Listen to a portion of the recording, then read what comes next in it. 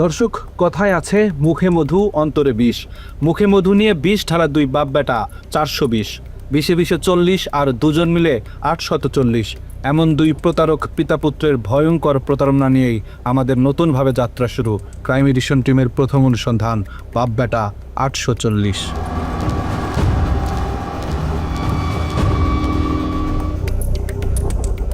বাপ নাকি বেটা, কাকে দিয়ে করব শুরু, পরে বলবো কারটা।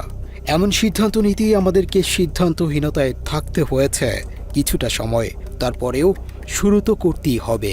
ওস্তাদের মায়ের যেহেতু শেষ রাতে, তাই পিতার কাছে যাওয়ার আগে পুত্রের অপকর্মের সূত্র ধরেই শুরু করতে চাই।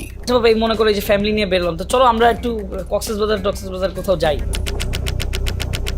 30 জুলাই 2024, অগ্নিগর্ভ বাংলাদেশ। ছাত্র জনতার উপর চলতে থাকে অবর্ণনীয় গণহত্যা। সেই গণহত্যায় সবচেয়ে বেশি আক্রমণাত্মক ছিল মহানগর গোয়েন্দা পুলিশ, ডিবি। আরও সুনির্দিষ্ট করে বললে ডিবি প্রধান হারুনুর রশিদ ছিল সবচেয়ে ভয়ঙ্কর। তারা নিরাপত্তাহীনতার কথা বলছিলেন। এটা আমাদের দায়িত্ব, তাকে সেফটি সিকিউরিটি দেওয়া আমাদের কাজ। আন্দোলনের মূল নেতৃত্বে থাকা 6 সমন্বয়ককে আটকের পর আন্দোলন এক প্রকার স্মিত হয়ে পড়ে। ঠিক তখনই যুক্তরাষ্ট্র প্রবাসী সাংবাদিক ইলিয়াস হোসাইন তার ইউটিউব চ্যানেলে ডিবি প্রধান হারুনুর রশিদের টেলিফোনে এক নারীর সাথে করা আপত্তিকর একটি ভিডিও আপলোড করেন। ওই ভিডিও আপলোড করার পর হারুন ছাত্র জনতার বিরুদ্ধে অভিযান বন্ধ করে নিজের উলঙ্গ ভিডিও সরানোর অভিযানে ব্যস্ত হয়ে যান। ওই দিন বিকেলেই হারুনুর রশিদ ইউটিউবার তৌহিদ আফ্রিদিকে তার কার্যালয়ে আসতে বলেন।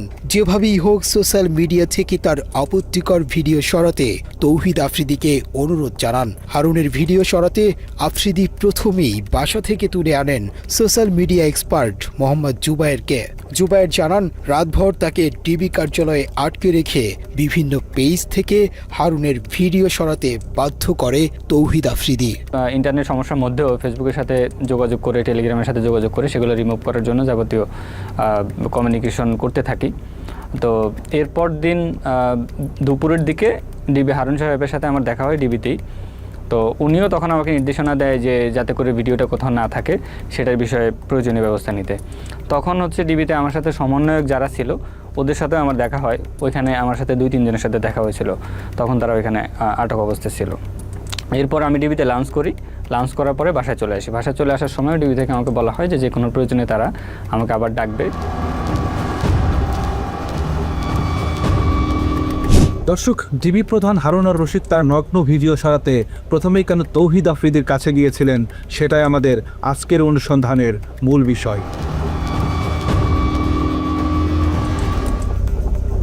তৌহিদ আফ্রিদিকে শুধুই একজন ইউটিউবার মনে করলে ভুল হবে, বরং আফ্রিদিকে মনে করা হতো একজন অনলাইন মাফিয়া, যার নিয়ন্ত্রণে চলতে হতো সোশ্যাল মিডিয়ার জনপ্রিয় সব কন্টেন্ট ক্রিয়েটরদেরকে।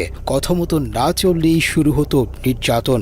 আফ্রিদির কথা না শুনেও উপায় নেই, কারণ ডিবি, এসবি, সিআইডি, এটিইউ কিংবা সিটিটিসির শীর্ষ কর্মকর্তাদের সাথে আফ্রিদির ছিল চরম ঘনিষ্ঠতা, যে কারণে সোশ্যাল মিডিয়া জনিত যে কোনো কাজে এসব গোয়েন্দা সংস্থা তৌহিদ আফ্রিদিকে কাজে লাগাতো।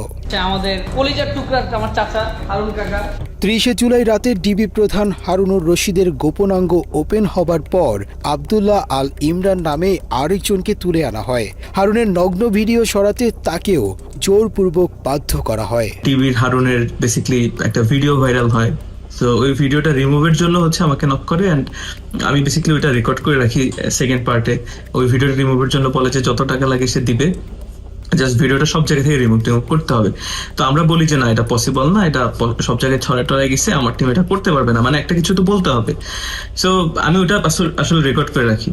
আবদুল্লাহ আল ইমরান তৌহিদ আফ্রিদির আরও অনেক কুকর্মের সাক্ষী, কারণ ইমরান এক সময় তৌহিদ আফ্রিদির ফেসবুক পেজের অ্যাডমিন হিসেবে দায়িত্ব পালন করেছেন। ও একটু নাটক সাজাচ্ছিল, বলতেছিল পেজ হ্যাক হয়ে যাইতেছে, এই হইতেছে সেই হইতেছে। তো সাডেনলি ধরেন ওই টাইমে আমারে রিমুভ করে পেজ থেকে। এরপরেই বলে পেজ হ্যাক হয়ে গেছে, এই হয়েছে। তো আমি তো আসলে বুঝি নাটকটা তখন। আবদুল্লাহ আল ইমরান আফ্রিদির অপরাধের জগৎ থেকে বেরিয়ে যেতে চেয়েছিলেন, কিন্তু আফ্রিদির সাথে থেকে আওয়ামী লীগের পক্ষে কাজ না করতে চাওয়ায় খেসারত দিতে হয়েছে তাকে। ট্রেনে যখন আমি পোস্ট করি একটু ইনডিরেক্টলি যে ইনফ্লুয়েন্সারদেরকে আমি ইনফ্লুয়েন্সা বলি অ্যান্ড বড়লোকের এক ছেলে এরকম ম্যানেজ করতেছে এই সেই হয়, তো তখন আসলে আলটিমেটলি পোস্টটা একটু যখন রিচ পাওয়া শুরু হয় তখন আমি মানে প্রশাসনিক জায়গা থেকে লাইক যেটা সিটিটিসি ছিল ওই টাইমে, সো ওই জায়গার এক কর্মকর্তা থেকে আসলে ফোন পাই। ইমরানের সাথে আফ্রিদির একটি গোপন ফোন রেকর্ড আমাদের হাতে এসেছে, যেখানে দেখা যায় আওয়ামী লীগের পক্ষে কাজ করতে রাজি না হয় ইমরানকে সরকারি বাহিনীর ভয় দেখানো হচ্ছে। হ্যাঁ ভাই, হ্যাঁ কথা বললাম, ওরা বললো যে ভাই এটা পসিবল হবে না, কারণ হচ্ছে অনেক জায়গায় চলে গেছে, তো অনেকে রাইট ম্যানেজারে আছে, সো এতগুলো ভিডিও আসলে এগুলো এভাবে রিমুভ করতে পারবে না। মানে ফেসবুক থেকে 90% রিমুভ করলেও হয় ভাই পসিবল? এখন আসলে পসিবল হবে না, ওরা এটাই বললো যে ভাই মানা করে দেন, এটা পসিবল হবে না এভাবে। এটা কি ড্রাইভে যাচ্ছে না? হ্যাঁ, ড্রাইভ, টেলিগ্রাম গ্রুপ, ইভেন অনেক ওয়েবসাইট, আমার সিআইডি থেকেও ফোন দিছিল, পসিবল তো না। বলছি যে আমি তো ঢাকার বাইরে, এখানে নেটওয়ার্কের অবস্থা বাজে, অ্যান্ড সেকেন্ড থিং হচ্ছে কথা বললো যে এটা আসলে ওইভাবে পসিবল না। ডিবি প্রধান হারুনের পক্ষ হয়ে তৌহিদ আফ্রিদি কল করার কিছুক্ষণ পরেই আব্দুল্লাহ আল ইমরান ফেসবুকে একটি পোস্ট করেন। এর কিছুক্ষণ পরেই সিটিটিসি থেকে ইমরানকে একজন কল করে পোস্টটি সরিয়ে ফেলতে বলেন। আফ্রিদিকে নিয়ে একটা পোস্ট দিয়েছো, এটা আমি কোনো আফ্রিদি বা কারো করে কোনো পোস্ট করি নাই, আমি একটা পোস্ট করছি, সেটা হচ্ছে ইনফ্লুয়েন্সার নিয়ে। ওইটা করে দরকার নেই, ওই পোস্টটা রাখার দরকার নেই, ওইটাতে একটা ঝামেলা বেরিয়ে। তুমি তো আমার তো করে আন্দোলনের পক্ষে বা ওদের কোনো পোস্ট দাও বা ব্যক্তি হিসেবে যখন গোষ্ঠী বিশেষ কি করে দিও না, তাতে কিছু ওই জায়গায় ঝামেলা হচ্ছে বা না, দেখো যে আমার পর্যন্ত আসছে। আফ্রিদির সাথে দীর্ঘদিন কাজ করেছে এমন আরও অনেকের সন্ধান আমরা পেয়েছি, যাদের সবার গল্প প্রায় একই রকম। তৌহিদ আফ্রিদির নির্যাতনের শিকার হয়েছেন জনপ্রিয় কন্টেন্ট ক্রিয়েটর স্বপন আহমেদ। প্রায় এক বছর আমার ইউটিউব চ্যানেল, ফেসবুক পেজ সবকিছু ডিবির হাতে ছিল। ফার্স্ট দিন যখন আমি ডিবি অফিসে যাই, ওই দিন পিছন থেকে একজন ডিবি বলতেছিল যে স্বপন ভাই কার সাথে লাগতে গেছেন, আপনি জানেন না ডিবি হারুনের কি লাগে আফ্রিদি, আপনি আফ্রিদির সাথে লাগতে গেছেন। স্বপনের মূল সমস্যা ছিল সে আলেমদের পক্ষে এবং ভারতের বিপক্ষে কন্টেন্ট তৈরি করতেন, যে কারণে আফ্রিদি তাকে এ ধরনের কন্টেন্ট বানাতে নিষেধ করেন। আফ্রিদির কথা মতো আওয়ামী লীগের পক্ষে কাজ না করায় স্বপনকে আদালতের বারান্দায় পর্যন্ত যেতে হয়েছে। আমাকে আবার বলতেছিল, টিটকারি করে মজা করে বলতেছিল, ইসলামিক ভিডিও তো ভালোই বানান, দাজ্জাল বানায় তো ভালোই ইনকাম করছেন, কত করলেন? ভাই ওই সময় যে আমার যে পরিমাণ রাগ উঠছে রে ভাই, কিন্তু কিছু করতে পারি না। এই মামলা কোর্ট থেকে সমাধান হয়, যে বিষয় নিয়ে আমাকে মিথ্যা মামলা দেওয়া হয়েছে ওইটার সাথে আমার চুল পরিমাণ কোনো চিহ্ন পাই না। দর্শক, হাসি খুশি আর বিনোদনের আড়ালে ভয়ঙ্কর এক অন্ধকার জগৎ গড়ে তুলেছিলেন আফ্রিদি। রহস্যময় সেই জগতের প্রতিটি পরতে পরতে ছড়িয়ে আছে মানুষের দীর্ঘশ্বাস। এই ভিডিওটি তৌহিদ আফ্রিদির আস্তানায় ধারণ করা। এখানে নতুন কোনো কন্টেন্ট ক্রিয়েটর আওয়ামী লীগের পক্ষে কাজ করতে রাজি হলে তাকে বরণ করা হতো। লাস্ট নির্বাচনের আগে অনেকগুলো কন্টেন্ট ক্রিয়েটরকে বলা হয় যে তারা যেন দেশের বিভিন্ন উন্নয়ন নিয়ে, মেট্রো রেল নিয়ে, এক্সপ্রেসওয়ে নিয়ে, আরও বিভিন্ন রাস্তাঘাটের উন্নয়ন নিয়ে ভিডিও বানায়। তখন কিন্তু আমাদেরকে কাউকে মেবি বলা হয় নাই, ইভেন আমাকেও বলা হয়নি যে সরকারের পক্ষ নিয়ে কোনো ভিডিও বানাও বা কোনো ব্যক্তির নাম মেনশন করে কোনো ভিডিও বানাও। আফ্রিদির আয়োজনে আওয়ামী লীগের পক্ষে কাজ করতে চাওয়া কন্টেন্ট ক্রিয়েটরদের নবীন বরণ অনুষ্ঠানের ভিডিও ধারণ করা সহজ হলেও একই জায়গায় যখন কাউকে শাস্তি দেয়া হয় সেই ভিডিও রেকর্ড করা অসম্ভব। তৌহিদ আফ্রিদির নির্মম নির্যাতনের শিকার ব্লগারদের মধ্যে সবচেয়ে বেশি নির্যাতিত হয়েছেন সায়েম। তুচ্ছ ঘটনাকে কেন্দ্র করে সায়েমকে প্রধানমন্ত্রী কার্যালয়ের পাশে ইসিবি চত্বরের একটি ভবনে নিয়ে নির্মম নির্যাতন করা হয়। আজকে ওঠার মতো তথ্য হলো নির্যাতনের সময় আফ্রিদির সাথে একজন ব্রিগেডিয়ার জেনারেল সহ আরও ঊর্ধ্বতন অনেকে উপস্থিত ছিলেন। ও এখানে পায়ের উপর পা তুলে বসে হচ্ছে একটা বেনসন সিগারেট চাইলো, সিগারেট ধরায়া বলতেছে ভাই এবার বিচার করেন।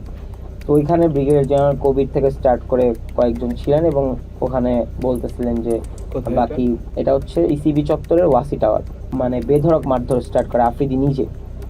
ও এক হাতে সিগারেট খাইতে থাকে আর এক হাতে আমাকে ঠাস ঠাস করে প্রায় মানে আমি তো গুনতে পারি নাই, কারণ আমি তো অনেক মারধরের শিকার হয়েছি, প্রায় 30 থেকে 35টা থাপ্পড়ও আমাকে মারে খুব জোরে জোরে। আর আমি স্টিল বসেছিলাম, যে আসলে মানে আমাকে বসাই রাখছিল এরকম একটা চেয়ারের মধ্যে যে আমার আসলে নড়াচড়া করার কোনো ওয়ে ছিল না।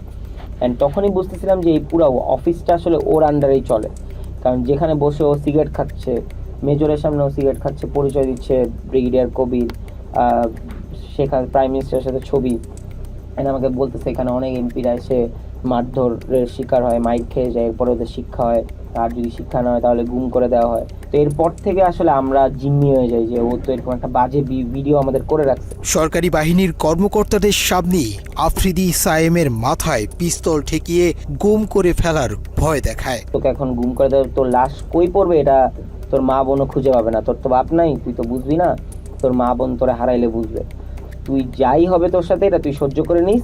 ওর বাবার আর্মসের বিজনেস 2009-10 থেকে, মানে এইভাবে আমাদেরকে বলে অনেক ভয় দেখাইতো। তো ওইখানে ও নিজে পিস্তল নিয়ে যায়, আমাদেরকে পিস্তল দেখাইতে যায়। আমাদের অনুসন্ধানে আফ্রিদির নির্মম নির্যাতনের প্রত্যক্ষদর্শী আরেকজনকে পেয়েছে, যিনি দুঃখ সহ সেই দিনগুলোর ভয়াবহতা তুলে ধরেছেন। কোনো না কোনোভাবে একটা ভিডিও করবে, উল্টাপাল্টা কোনো একটা ভিডিও করবে, ধরেন ওটা যদি মানে এনাফ এভিডেন্স না হয় একটা ব্ল্যাকমেলের ক্ষেত্রে, তখন ও কী করবে, একটা মেয়ে দিয়ে দিবে, মেয়ে দিয়ে, কারণ ওই জিনিসটা তো ভাই মানুষের সমাজে কলঙ্কিতভাবে মানুষ দেখে বা ওরা খারাপ চোখে দেখবে। সো ওই রকম কোনো না কোনোভাবে ওই মানুষটার অপদস্থ করার জন্য ওই রকমভাবে ওরে ডাউনফলে আনানোর পর দেন ওই মানুষটা তো জানে না, ওই মানুষটা জানে সে এনজয় করছে, পার্টি করছে, দেন কোনো দিন যদি ওই মানুষটা ওর কথার বিপরীতে যায়, তখন ওরে পিছন থেকে ঘাড় মটকা ধরার জন্য ওর ওই ভিডিও, ওর ওই সব জিনিস দিয়ে ও মানুষের ট্র্যাপ করে থাকে।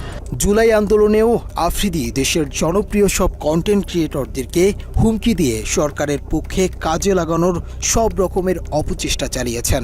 ও সব ইনফ্লুয়েন্সারদের লিড দেওয়ার চেষ্টা করছে কেমনে, গভর্নমেন্টের পক্ষে ভিডিও বানাতে হবে, গভর্নমেন্টের পক্ষে ভিডিও বানাইলে তোমাদের মানে ফিউচার ব্যাকআপ আমরা দিব, এইভাবে ও মানুষ সব মানে ম্যাক্সিমাম ক্রিয়েটররে ওইভাবে মানে টাকার লোভ দিছে, যারা টাকার লোভে গেছে ভিডিও করছে তারা অনেকভাবে অপদস্থ হয়েছে। আফ্রিদির বিরুদ্ধে বেশ কয়েকজন ভুক্তভোগী নারীকে বিয়ের প্রলোভন দেখিয়ে শারীরিক সম্পর্ক করার অভিযোগ পাওয়া গিয়েছে, তাদের মধ্যে একজন এই নারী। আমি সোশ্যাল মিডিয়াতে বিভিন্ন রকমের কন্টেন্ট বানিয়ে থাকি। নাম প্রকাশে অনিচ্ছুক ওই নারীর অভিযোগ, দীর্ঘদিন তার সাথে শারীরিক সম্পর্কের পর হঠাৎ করেই আফ্রিদি তাকে ছুঁড়ে ফেলে। তো ওই ব্যক্তিদের সাথে আমার একটা বন্ধুর মাধ্যমে যোগাযোগ হয়, তো ও আমাকে বিভিন্ন রকমের সহায়তার হেল্পেরই দেখায়, যে আমাকে আশ্বাস দেয় যে আমাকে কন্টেন্ট ক্রিয়েট করতেও আমাকে হেল্প করবে, এভাবে করে আমাদের কথা চলতে থাকতো, এক সময় মানে সম্পর্কের দিকে এগিয়ে যায়। ভুক্তভোগী ওই নারী শেষ পর্যন্ত চেষ্টা করেছিল আফ্রিদির সাথে সংসার করবার, কিন্তু টিভি অফিসে ডেকে নিয়ে তাকে গায়েব করে দেওয়ার হুমকি দেয়া হয়। তারপর আফ্রিদির সাথে সংসারের স্বপ্ন শেষ হয়ে যায় তার। সবশেষ আফ্রিদির সাথে তার সম্পর্কের বিষয়টি সোশ্যাল মিডিয়াতে প্রকাশের হুমকি দিলে আফ্রিদি তাকে উল্টো হুমকি দেয় মুনিয়ার মতো পৃথিবী থেকে সরিয়ে দেয়ার। আমি জানতে পারি যে বিভিন্ন মেয়েদের সাথে ওর সম্পর্ক আছে, ইভেন মুনিয়া নামে যে একটা মেয়ে আছে ওর সাথে ওর সম্পর্ক। তো আমি এটা জেনে ওর সাথে আমি একটু রাগারাগি করি, কারণ এটা স্বাভাবিক, আমার একটু খারাপ লাগতেই পারে, আমি যেহেতু ওকে ভালোবেসে ফেলেছি। তো ওকে আমি বলার পরেও আমার সাথে খুব বাজেভাবে রিয়াক্ট নেয়, বলে যে একসময় এরকম বলে যে মুনিয়ার যেরকম অবস্থা হয়েছে আমারও ঠিক সেরকম অবস্থা হবে, মানে ইনডিরেক্টলি ও আমাকে হত্যার হুমকি দেয়। ওই নারীর অভিযোগের সূত্র ধরে আমরা বেশ কিছু ফোন রেকর্ড হাতে পাই, যেখানে মুনিয়ার বাসায় আফ্রিদির যাওয়া আসা এবং বিভিন্ন সময় ঘনিষ্ঠতার প্রমাণ মেলে। মুনিয়ার সাথে আফ্রিদির ঘনিষ্ঠতা এবং আরেক প্রেমিকার বক্তব্য মেলারে মুনিয়ার হত্যার রহস্য অন্যদিকে মোড় নিতে পারে। কি জানি মাত্র বললাম, এটা রিপিট করো। বলছে রসকস থাকবে না, মানে তুমি টাইম দিবা না, এটা তো আছেই। ও রসকস থাকবে না বিয়ের পর, বিয়ের আগেই রসকস না, বিয়ের পর তো আরো দূরে। ঠিক আছে, উনি কিভাবে বললো? ওনাকে আমি কি তোমার উপরে কিছু? হ্যালো, হ্যাঁ কোথায় তুমি? হ্যালো, হ্যাঁ কই, কি করো? এই যে আমি রাত্রেবেলার মধ্যে আসছি। ও কোথায় আসবা? তোমার ঠিক করবো রাত্রে। আচ্ছা ঠিক আছে, ফোন দিও, আগে জানাও। হ্যালো, হ্যাঁ কোথায় তুমি? অফিস। কাজে। অফিসে গাড়ি চালাও? না না অফিস। আচ্ছা, তো এখন কি করবো বলো একটু? কি করবো মানে বুঝিনি। মানে আজকে দেখা করবেন আমার সাথে একটু? রাত্রে দেখো চলো। আচ্ছা, শেষ ফোন করে দিও। না আমি মানে মাত্র ইন্টারকন্টিনেন্টাল থেকে বেরোচ্ছি। হ্যাঁ আমার কথা হচ্ছে আমি আসতে পারবো, কোনো সমস্যা নেই, কিন্তু আমি তো একটু ড্রাঙ্ক। প্রবলেম হবে? না, সমস্যা কি? আচ্ছা ওই কথা বলতে পারো না? হইছে মাইকা বা। হ্যাঁ বুঝিনি সরি। মাইকা বা গাদা কথা। কেন? তুমি গাদা কেন? তুমি এত ন্যাচারাল ভাবে কথা বলতে পারতা? হ্যাঁ আমি ন্যাচারালি কথা বলি। হ্যাঁ কি করো? আচ্ছা যাক একটু 1%। হ্যাঁ এটা আমি একটু জানা রাখলাম। আর এই আমি আসছি। এত দুষ্ট কেন তুমি? এসব ছাড়াও ডিবি হারুনের ক্ষমতায় আরেকজনের গার্লফ্রেন্ডকে বাগিয়ে নিয়ে বিয়ে করেছেন আফ্রিদি। শামসুল আরেফিন নামের একজনের সাথে আফ্রিদির বর্তমান বউ রিসার ছিল প্রেমের সম্পর্ক। পরে আরেফিনকে নানাভাবে হুমকি দিয়ে হারুনের দাপটে রিসাকে বিয়ে করে আফ্রিদি। রিসার সাথে আমার সম্পর্ক হয়, আমার থেকে বেশি সেই আমাকে বেশি ভালোবাসতো। হঠাৎ করে আমার একদিন রাতের বেলা রাত 12টা 12:30টার দিকে ফোন আসে। তো ফোন এসে বলে যে আমি ডিবি কার্যালয় থেকে বলছি, আপনি বলে কোন মেয়েকে ডিস্টার্ব করেন। তা আমার ধারণা হলো আমি তো কোনো মেয়েকে ডিস্টার্ব করি না, কারণ আমার সাথে অলরেডি রিসার একটা ভালো সম্পর্ক, সামনে বিয়ে হবে। তো ডিস্টার্ব যদি নেক্সট টাইম করি তারা বলে আমাকে ডিবি কার্যালয়ে নিয়ে যাবে। বলতে বাধ্য হলাম যে একটা সুন্দর সম্পর্ক, সে আওয়ামী লীগের পাওয়ারে, ডিবি হারুনের পাওয়ারে এবং তার প্রশাসন দিয়ে আমাকে হ্যাস্ত করার চেষ্টা করছে। কিন্তু আমি তো একটা সাধারণ মানুষ, তাই আমি এই জিনিসগুলা নিয়ে কোনো আর আগাই নাই। ইভেন আমি এটাও শুনছি যে তহিদ আফ্রিদির সাথে যখন রিলেশনশিপ হয়, তারপরে মুনিয়ার সাথে, বসুন্ধরার যে মুনিয়ার সাথে তহিদ আফ্রিদির একটা রেকর্ড ফাঁস হয়েছিল। তো ওই সময় রিসার সাথে ওর সম্পর্ক নষ্ট হয়ে গেছিল। রিসাকে ও বিয়ে করার কারণ হলো একটা ট্র্যাপে পড়ে গেছে রিসা, কারণ তহিদ আফ্রিদির চরিত্র তো ওরকম ভালো ছিল না। তো একটা ট্র্যাপে পড়ে গেছে, তার মধ্যে শেখ হাসিনা পালাইছে, শেখ হাসিনা সরকার চলে গেছে, আওয়ামী লীগ চলে গেছে। তো ওই পারপাসে ও রিসাকে বিয়ে করছে। আফ্রিদির বিরুদ্ধে এখন পর্যন্ত মোট 2টি মামলার তথ্য পাওয়া গেছে। এসব মামলার মধ্যে যাত্রাবাড়ি থানার CR 565/24 নম্বর মামলার অভিযোগে বলা হয়েছে জুলাই আন্দোলনে আসাদুল হক বাবু নামের এক বিক্ষোভকারীকে সরাসরি হত্যার পরিকল্পনা ও বাস্তবায়নে কাজ করেছে তৌহিদ আফ্রিদি। মামলার অভিযোগে আরও বলা হয়েছে আন্দোলনের সময় যাত্রাবাড়িতে হাসিনার পক্ষে অস্ত্র সরবরাহ করেছে তৌহিদ আফ্রিদি। মামলা তো একটা চলমান অবস্থায় আছে আর কি। আমরা এটা তো মানে এখনো আমরা আন্ডার ইনভেস্টিগেশনে আছে, এই পর্যায়ে আছে। একই সাথে বাড্ডা থানায় আফ্রিদির নামে আরও একটি হত্যা চেষ্টা মামলা রয়েছে।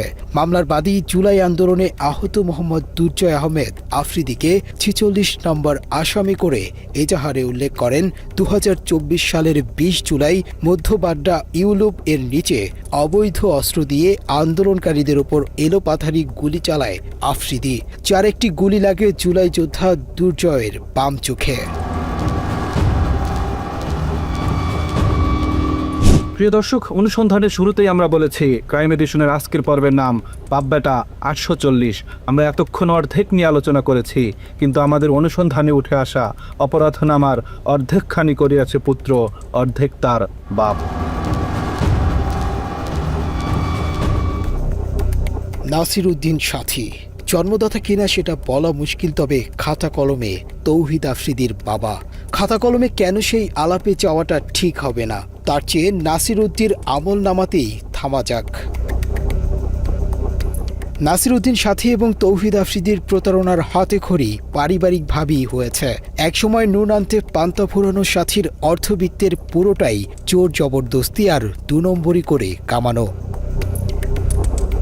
কাঁথাবালিশ মাথায় নিয়ে লঞ্চে চড়ে ঢাকায় আসার আগে জমি দখলের কৌশলটা সাথী বরিশাল থেকেই অনুশীলন করে এসেছেন।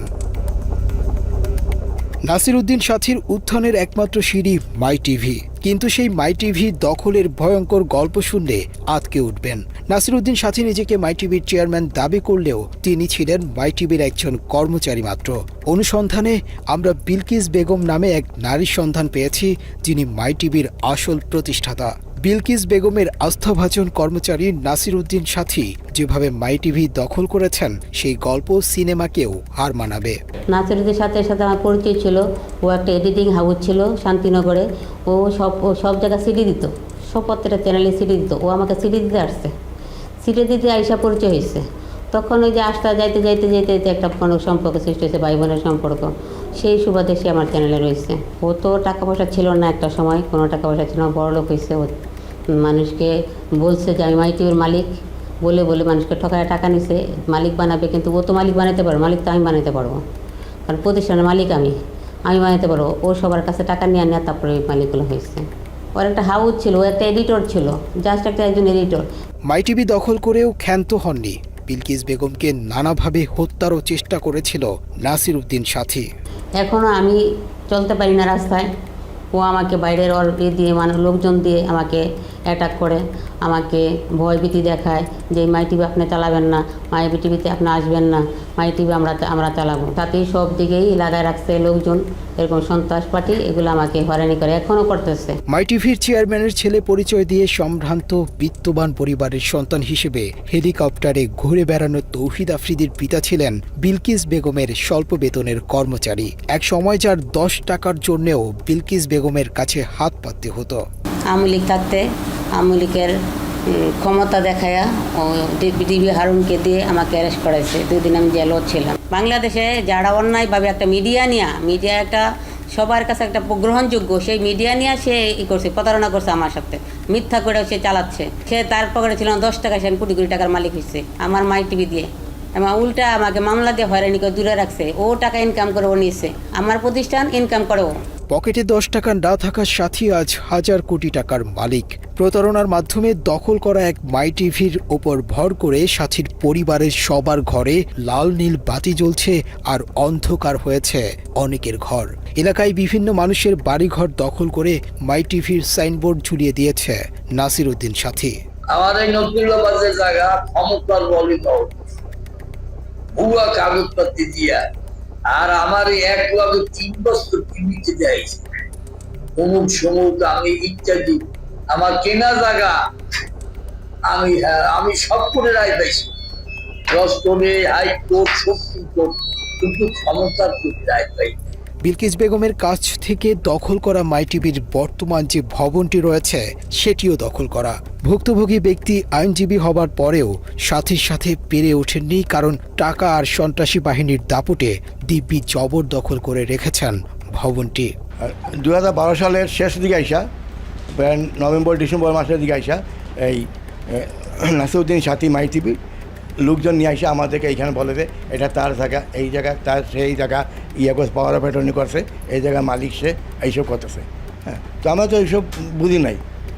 আসলে এর আগে সে ঘটনা যা ঘটাইছে এটা হলো গিয়া যে ওই 2012 সালের নভেম্বর মাসে 6 তারিখ সে ওই 521-22 দাগে ওইখানে সে জায়গাটা দখল করতে গেছিলো, দখল করতে পারে নাই। হ্যাঁ, দখল করতে পারে, পরে সে একটা পাওয়ার অফ অ্যাটর্নি করছে, ওরা রামপুরা থানায় একটা মামলা করছে, জিডি করছে মুজিবুর রহমানের বিরুদ্ধে আর কি, জিডি করে। এরপরে এসে সে পরবর্তী মাসে এসে আমাদের বাড়ির জায়গাটা দখল করছে। প্রশাসনের নাকের ডগায় এরকম একটি ভবন দখল করে টিভি স্টেশন দিয়ে বসলেও কেন সরকারের কোনো ভ্রুক্ষেপ নেই তা নিয়েও রয়েছে অনেক প্রশ্ন। আইন বহির্ভূতভাবে ওনার দুর্বলতার সুযোগই হোক আর পারিপার্শ্বিক বেআইনি ক্ষমতা ইউজ করেই হোক, ওনাকে তা ওনার প্রকৃত প্রতিষ্ঠান থেকে দূরে সরিয়ে রাখা হয়েছে। যারা ওনাকে দূরে সরিয়ে রেখেছে সেটা লিগালি, লফুলি কোনো রাইটস তাদের নেই। এই যে মাই টিভির ওনার যে লিগাল ডকুমেন্টস আছে সেটার আলোকে অনারেবল হাইকোর্টে স্টে অর্ডার করে ওইটা যে প্রকৃত মালিক, যে রিয়েল অনারশিপ যার রয়েছে, তার হাতে ফিরিয়ে দেওয়ার একমাত্র পন্থা। অভিযোগের প্রেক্ষিতে ক্রাইম এডিশন টিম মাই টিভির দখল করা ভবনের ভিডিও ধারণ করতে গেলে সাথীর সন্ত্রাসী বাহিনী আমাদেরকে জোর করে ভবনের ভেতরে নিয়ে আটকে রাখার চেষ্টা করে। নর্মালি আপনি কোনো এক লোগো বা ছবি, বিল্ডিংয়ের ছবি তুলতে আদৌ কোনো আইনগত কোনো বাধা নেই। এটা বিল্ডিংয়ের বাইরে থেকে ছবি আমি রাস্তা থেকে তুলব, বা আমি এটা শুধুমাত্র একটা সংবাদ শিরোনাম বা যে কোনো কারণ হোক আমি এটা তুলব, সে জায়গায় এটা বাধা দেওয়ার আসলে আইনগত বিধান তাদেরও নাই। যদি না তাদের কোনো নিষেধাজ্ঞার কোনো সাইনবোর্ড অথবা কোনো নিষেধাজ্ঞার কোনো রুলস দৃশ্যমান না থাকে, কোথাও থাকতে হবে যে এটা এই ছবি তোলা যাবে না, এটা রেস্ট্রিক্টেড এরিয়া, এটা তোলা যাবে না, এবং এই ছবি পাবলিশ করা যাবে না, থাকতে হবে। যদি না থাকে তাহলে বাধা দেওয়ার কোনো সুযোগ নাই। যদিও পরিচয় জানার পর ভোল পাল্টে ফেলে মাই টিভি কর্তৃপক্ষ। কি হয়েছে ভাই, আপনি আমাদের লোকজনরা নিয়ে আটকায় রাখছেন, ঘটনা কি ভাই? ভাই প্রথম কথা হচ্ছে আপনি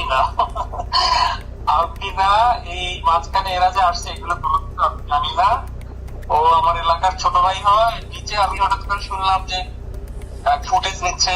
তারপরে আমি বললো যে একজন ফোন করে বললো, মানে আমি মানে একদম কি বলে কোড আনকোড বলি, মানে আমার জায়গা থেকে আমি অ্যাসাইনমেন্ট করতেছিলাম কালকে। তো ওর নাম বললো, তোমার ব্যাকগ্রাউন্ড কি জানো, যে মুনতাসির একজনের ফুটেজ নিচ্ছে, আপনার কথা বললো যে আপনি আপনাকে নাকি চেনে। তার বললাম হ্যাঁ ওর সাথে তো কথা হয়েছে, ওই বললাম আছে, থাকলে চা খাওয়ার বলতে চা খেয়ে যেতে বলছে।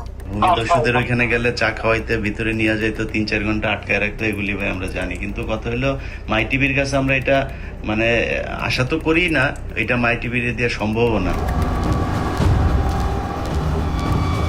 দর্শক, মাই টিভির চেয়ারম্যান নাসির উদ্দিন সাথী অন্যায়ভাবে দখল করা ভবনের মতো সারা দেশে সম্পদের পাহাড় গড়েছেন। যেই সম্পদ অর্জনে আলাদিনের চেরাগের মতো পাশে ছিল লিটন আর মুজিব নামে সোনার ডিম পাড়া 2 হাঁস।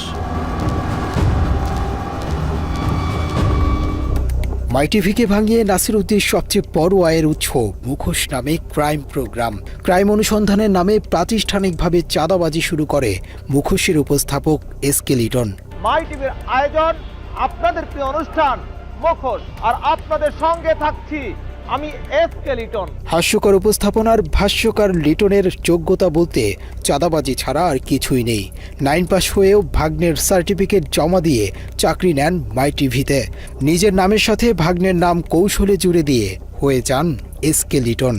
একসময় ঢাকা শহরে ফুটপাতে জুতা বিক্রি করা লিটনের নামের পরিবর্তনের পাশাপাশি ভাগ্যেরও পরিবর্তন ঘটে। রাতারাতি ভাঙা ঘরের জায়গায় ওঠে বড় দালান। এলাকার মানুষের কাছে লিটন হয়ে ওঠেন এক বিস্ময় বালক। তার কিছুই ছিল না, এই সাংবাদিকতা করে ক্রাইম রিপোর্ট ক্রাইম লোকজনকে ফাঁসিয়ে ব্ল্যাকমেলিং করেই নাকি সে এই প্রপার্টি করেছে। তা নাহলে এই প্রপার্টি তো হবার কথা না, কারণ তার বাবার কোনো প্রপার্টি ছিল না। এসকে লিটন আওয়ামী লীগ আমলে আওয়ামী লীগের ক্ষমতা কাজে লাগায় সে হাজার হাজার কোটি টাকার মালিক হয়েছে। এসকে লিটন 15 থেকে 20 বছর আগে সে হচ্ছে গিয়ে তার বাসায় ভাত হইতো না, তার বাপ ভ্যান চালাতো। উপরতলায় এসে দোতলায় বসে থাকে, তার ম্যানেজার দিয়ে কথা বলাই, আলম আছে, তার ছোট ভাই বকুল আছে, তারা বিভিন্ন হুমকি ধামকি দেয়, বলে তোকে গোডাউনে আটকে রেখে দেবো, তো কোন বাপ আছে ডেকে আন, তো কিডা আছে যা পারিস তাই করে নে। নিজের নামের পাশাপাশি মাই টিভির মালিকের নামেও করতে থাকেন একের পর এক সম্পদের পাহাড়। চুয়াডাঙ্গার জীবননগরে লিটনের রয়েছে জীবননগর বাঁকা ব্রিকফিল্ড এলাকায় 15 বিঘার বেশি জমির উপর নির্মিত সাথী অটো রাইস মিল, যার নির্মাণ ব্যয় অন্তত 150 কোটি টাকা। এই মিলের ভেতরেই রয়েছে 100 গরু ধারণ ক্ষমতার একটি খামার। এছাড়া জীবননগর পৌরসভায় 3 স্টার হোটেল, কোটি কোটি টাকা মূল্যের জমি, বাড়ি রয়েছে একাধিক। এসবের বাইরে সাথীর দাপটে এলাকায় নামে বেনামে ডুপ্লেক্স বাড়িসহ অঢেল সম্পত্তি গড়ে তুলেছেন লিটন। যেখানে যায় সেখানে শুনি এসকে লিটন বিশাল বড় সাংবাদিক। সে তো হাই স্কুলে গন্ডি পার করেন, সে তো সোর্স ছিল। শুনছি ছাগল মাগল চুরি করতো। তার হচ্ছে যে পেয়ারাতলা যে বট গাছ আছে, যে রাখালসার মাজার, ওই মাজারের বট গাছে তাকে বেঁধে বিচার করা হয়েছিল। একটা মুরুক্ষ একটা ছাগল চোর মানুষ আওয়ামী লীগের সময় নাকি বিশাল বড় সাংবাদিক। পরস্পর আমাদের অত্যাচারের উপরে অত্যাচার, আর গরম পানির জন্য আর আমাদের এই মাঠটা মানে বিচ্ছিন্ন হয়ে যাচ্ছে। গত বছর 3 বিঘে ধান পুরা পচে গিয়েছে, এই জন্য তাকে বলা হয়, কিন্তু মিলের কাছে গেলে তারা হুমকি দেয় এবং মারতে যায়। একটা ক্রাইম রিপোর্টার কি করে দিনের পর দিন ক্রাইম করে চলেছে, কয়েক হাজার পরিবারকে সাফারার করে তুলেছে এবং পরিবেশ নষ্ট করছে। তো সে তো অন্যেরটা নষ্ট করে এটা করতে পারে না, এটা আইনত সিদ্ধ না, আইনসিদ্ধ না। আর পরিবেশ নষ্ট করার রাইট তার নেই। পরিবেশ কেন নষ্ট করবে? ইউনিয়ন কাউন্সিলের চেয়ার রাস্তা কেন সে দখল করবে? এগুলো কোনোটাই তার রাইট নেই। মৃত মানুষের টাকা আত্মসাতের বদনামও আছে লিটনের বিরুদ্ধে। 2015 সালে নিজ বাড়িতে খুন হন চুয়াডাঙ্গার স্থানীয় সাংবাদিক আবু সায়েম। ওই সাংবাদিকের 20 লাখ টাকা আত্মসাতের অভিযোগ রয়েছে লিটনের নামে। তো টাকা দিয়ে এসকে লিটন আত্মসাৎ করেছে সেটা আমরা পরে বুঝতে পারলাম, কারণ আমার চাচা মারা যাওয়ার পরবর্তীতে উনি আর একবারের জন্য আমাদের ফ্যামিলির সাথে যোগাযোগ করেনি। হতদরিদ্র দরিদ্র পিতার অশিক্ষিত সন্তান হয়ে এত সম্পদের মালিকানার উৎস কি জানতে টিম ক্রাইম এডিশন এসকে লিটনের সাথে যোগাযোগ করলে তিনি বিষয়টি নিয়ে কোনো জবাবদিহিতা করতে রাজি হননি। আপনি যদি বলতেন যে মানে এই প্রপার্টির উৎসটা কি আসলে? কিসের উৎস? উৎসটা মানে আপনি কি বলতে চান? উৎস এটা কেমন প্রশ্ন? এই উৎস কি? এসকে লিটনকে নিয়ে নাসির উদ্দিনের চাঁদাবাজির ব্যবসা ভালোই চলছিল, কিন্তু পারিবারিকভাবে সম্পর্ক খারাপ হওয়ায় এসকে লিটনকে মাই টিভি থেকে বের করে দেন সাথী। তারপর থেকে এসকে লিটনের চাঁদাবাজির দোকানের চাবি তুলে দেয়া হয় আরেক চাঁদাবাজের হাতে। সুটকেস নিয়ে বিমান থেকে নামা ব্যক্তির নাম মুজিবুর রহমান। কদিন আগেও যার স্যান্ডেল কেনার পয়সা ছিল না, তিনি এখন হেলিকপ্টার বিমান ছাড়া চলেনি না। ওই তো আগে মানে আপনার ওই যে প্রথম ফ্লেক্সের দোকান ছিল। গ্রামের বাড়িতে বিশাল এক রাজপ্রাসাদ গড়ে তুলেছেন। কে বলবে এই তো কদিন আগেই ফ্ল্যাক্সিলোটের দোকানে কাজ করত এই মুজিব। চাঁদা তুলে আনা টাকায় এলাকায় নাকি মানুষকে দান খয়রাত করে থাকেন, কিন্তু এত টাকার উৎস কি?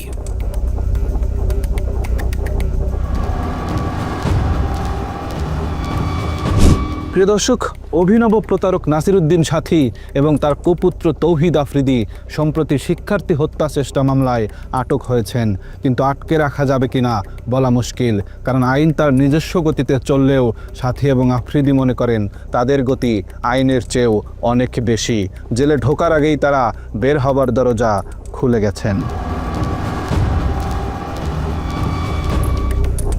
নাসির উদ্দিন সাথী এবং তার ক্রাইম পার্টনার পুত্র যাত্রাবাড়ি থানার হত্যা মামলা থেকে বাঁচতে সূক্ষ্ম এক পরিকল্পনা সাজিয়েছিল। সাথীর ব্যক্তিগত আইনি পরামর্শককে তিনি মানবাধিকার সংস্থার আইনজীবী সাজিয়ে বাদীর কাছে পাঠান। মামলার বাদীকে বিনামূল্যে আইনি সহায়তা দেওয়ার কথা বলে আফজাল হোসেন নামের ওই আইনজীবী মামলাটি বাগিয়ে নেয়। তারপর থেকেই ওই আইনজীবী নাসির উদ্দিন সাথী ও তার ছেলেকে মামলা থেকে বাদ দেওয়ার জন্যে বাদীকে নানাভাবে ম্যানেজের চেষ্টা করতে থাকেন। এগুলো শোনার পর বলে ঠিক আছে, যা হওয়ার হয়েছে আপনারা আমাকে সহযোগিতা করেন। আর ওই যে এখানে 3টা বাচ্চা আছে এবং বয়স্ক লোক আছে, ওরাও গরিব। হ্যাঁ, তা আমরা আমার তরফ থেকে আপনাকে একটা দিব, 3টা বাচ্চাকে 10 লাখ করে 30 লাখ টাকা দিব। এরই ধারাবাহিকতায় ওই আইনজীবীর পরামর্শে বাদী গুলশানের একটি বাসায় যায়।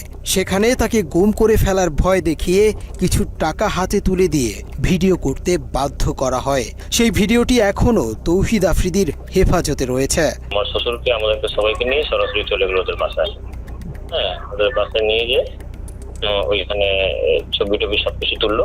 হ্যাঁ, তুলে তারপর আমাদেরকে ওইখান থেকে বিদায় ছবি তুললেন এবং সাথে নিজে ভিডিও করতেছে এবং আমার শ্বশুরকে আমরা তো বলেছিলাম উনি দাঁড়ায় ছিল, আমার শ্বশুর দাঁড়ায় জিজ্ঞেস করতেছে যে আপনাদেরকে আমরা কোনো জোর করে কোনো কিছু করেছি, আমরা আপনার কোনো প্রেশার ক্রিয়েট করেছি আপনাকে, নাকি আপনি স্বেচ্ছা আমাদেরকে দিয়েছেন? আমার শ্বশুর কি বলবো, উনি বললেন না আমি তো স্বেচ্ছা দিয়েছি। হ্যাঁ, আমরা আপনাকে কোনো অত্যাচার করছি না, কি আপনাকে প্রেশার দিয়েছি, এই ধরনের আর কি কথাবার্তা বলে ওরা আচ্ছা ঠিক আছে। গুলশানের ঘটনার পর ওই আইনজীবীর আসল পরিচয় জানতে পেরে বাদী তার মামলাটি অন্য আইনজীবীকে দিতে চাইলেও সে এনওসি দিতে গড়িমসি করে। আমরা জানতে পারি যে আমাদের পক্ষের উকিল নাকি আসামি পক্ষে হয়ে কাজ করতেছে। পরে তখন আমরা যখন বলি তো ওনাকে, তখন ওনার সাথে আমাদের অনেক তর্কাতর্কি হয়। এক পর্যায়ে আমরা বলি যে আমরা আপনার কাছে আর মামলাটা রাখবো না, আপনার কাছে মামলাটা রাখা মানেই আমাদের মামলাটা নষ্ট হয়ে যাওয়া। তখন আমরা যখন মামলা এনওসি চাই, তখন আমাদেরকে সে এনওসি দিতে না করে, যে এনওসি সে দিবে না। যদি আমাদেরকে একান্ত এনওসি নিতে হয় তাহলে আসামি পক্ষের সাথে কথা বলতে হবে। এমনকি বাদীপক্ষ আফজালের কাছ থেকে এনওসি নিতে গেলে তিনি বলেন মাই টিভি থেকে এনওসি আনতে। ওনারা মনে হয় আপনার কাছ থেকে এনওসিটা চেয়েছিল আর কি। হ্যাঁ জি, তখন আপনি বলছিলেন যে এই বিষয়ে কথা বলতে, এই জন্য আমি কল দিলাম যে আপনি এনওসিটা আপনি কবে নাগাদ দিচ্ছেন। এটা ব্যাপার হলো কি, আমার সাথে কথা বলে আসলে খুব বেশি একটা সুবিধা হবে না, কারণ হচ্ছে এটা ডিল করে হচ্ছে মুজিবের সাথে একটু কথা বলেন, সেটা বেটার হবে। মুজিব হলো মাই টিভির। তো ভাইয়া এখানে তো কেস তো আর মাই টিভির না, কেস তো এখানে জয়নাল আবেদিনের। আমার মাই টিভি এখানে আসামি না। এখানে কয়েক দফা এনওসি দেওয়ার কথা বলেও প্রতারক আইনজীবী আফজাল বাদীপক্ষকে সেটি দেয়নি এখন পর্যন্ত। আইন অনুযায়ী ধরেন বাদীপক্ষ এখন আপনাকে চাচ্ছে না আপনার কাছ থেকে, মামলাটা অন্য একজন আইনজীবীকে দিবে। সেই ক্ষেত্রে এই এনওসিটা নেওয়ার ক্ষেত্রে মানে কোনো প্রতিবন্ধকতা আছে নাকি? এটা কি মানে জটিলতা আছে কোনো? না না না, জটিলতা নাই। যদি না চায়, সেই ক্ষেত্রে অন্য যে কেউ ওকে দিয়ে করাইতে পারবো, কোনো সমস্যা নেই। এখন আপনি ওদেরকে বললে চায়, কোনো সমস্যা নেই। সেই ক্ষেত্রে আপনার কালকে ফোনে কন্ট্যাক্ট করুক। আর আপনার ধরেন শুক্র শনি তো অফ থাকে, রবিবারে অ্যাভেলেবেল থাকবো আর কি কোর্টে। ওই যে আপনি বলছিলেন আর কি, ওই যে এনওসি নেওয়ার জন্য কবে আসতে বলবো আপনাকে কল দিতে, আর কি এই জন্যই কল দিলাম আর কি। ও আচ্ছা আচ্ছা আচ্ছা, এটা হচ্ছে আপনি এটা ডেট কবে, 12 তারিখে না? 12 তারিখে আসেন, 12 তারিখে 12টার মধ্যে আসবেন দুপুরে। তবে মামলার এনওসি চাওয়ার তথ্য প্রমাণ থাকলেও আফজল হোসেন বলেন তার থেকে কোনো ছাড়পত্র চাওয়াই হয়নি কখনো। বাদীপক্ষ আমার কাছে সরাসরি ছাড়পত্র বলতে এনওসি আর কি, নো অবজেকশন সার্টিফিকেট, এইটা চাই নাই। ইতিমধ্যে তারা অন্য আইনজীবীর কাছে ছিল, তার কাছ থেকে এনে আমাকে এনওসি দিয়েছে। এখন আমি কন্টিনিউ করছি আপনার ডিসেম্বর থেকে এই পর্যন্ত। এখন বাদীপক্ষ যদি মনে করে, বাদীপক্ষ বলতে জয়নাল আবেদিন সাহেব যার ছেলে মারা গিয়েছে, সে যদি মনে করে যে আমার চেয়েও বেটার অথবা বেটার সার্ভিসের জন্য অন্য কোনো আইনজীবীকে দিয়ে পরিচালনা করবে, মামলা অন্য কাউকে দিয়ে পরিচালনা করতে ইচ্ছুক, তাহলে যে কোনো সময় আসলে তারা এনওসি নিতে পারে, ওইটা কোনো সমস্যা নেই। নিজেদের আইনজীবী দিয়ে বাদীর মামলা পরিচালনা করে তারা মামলা থেকে অব্যাহতি পাবার সব পরিকল্পনা বাস্তবায়ন করে। সেই সাথে নুরুল হক নূরকেও মোটা অঙ্কের টাকার বিনিময়ে তাদের বাগে নেয়। অনুসন্ধানে আমরা রাহি নামের আরেকজন জনপ্রিয় কন্টেন্ট ক্রিয়েটরের সাক্ষাৎকার নিয়েছি, যাকে গত 3 মাস আগেও ডেকে নিয়ে নির্যাতন করা হয়।